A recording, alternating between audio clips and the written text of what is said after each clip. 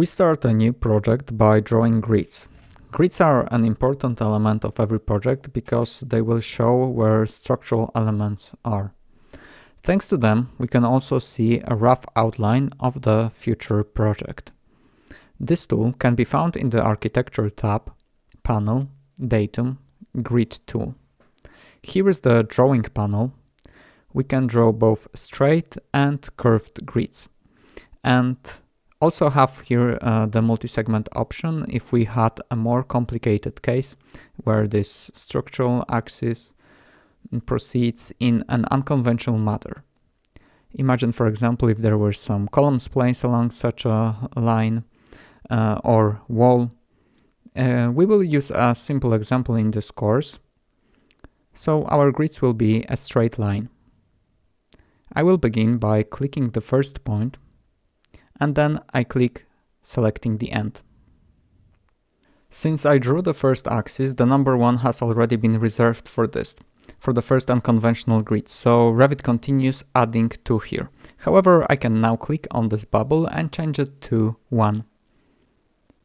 If this is your first grid drawn in this project, you probably don't have to do anything now.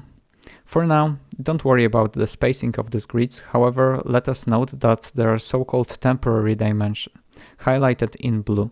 We also have a dashed line that allows us to draw precisely parallel to the first starting point I drew. Let's see that also angles appears at characteristic values like 45 degrees. You can feel the slight resistance is felt. So Revit kind of help us draw this way. But our line will be straight, so we follow the 90 degrees angle and click, preferably at the same endpoint as the first grid, which is symbolized by this line being highlighted. We would like to draw 6 vertical grids. So as I mentioned to you, I'm not concerned about their spacing. I'm only thinking about inserting a specific number of them. I have 6. Next, I would like to introduce 4 grids horizontally. I'm changing the first one to a letter system by clicking on the circle. I enter A. And see that Revit automatically will guess that we have a switch to the letter system and continues according to the alphabet A, B, C, D. We could introduce additional configurations here. For example, if we would like to have an intermediate axis here, A1-1, the next one will be A2. We can also use other systems of naming, for example, B.1, and Revit works very well in this respect.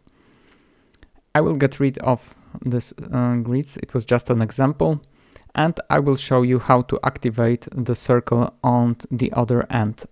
We can do this 2 ways. The first is to manually select and activate the checkbox for each of the axes. We can also edit type of this grid and introduce the default presence of the circle at the end of both sides. You see, by default there's only at the end number 2. We would like to activate the other end as well, so I click. Of course, I still have the option to disable this bubble for individual grids. If I would like to, of course, customize it in the project. Let's remember that our project will be located roughly in this area determined by the elevation marks, so we can select them and move it somewhere more towards the center of this whole project. In the next lesson, we will try to introduce specific appropriate dimensions of the spacing of grids.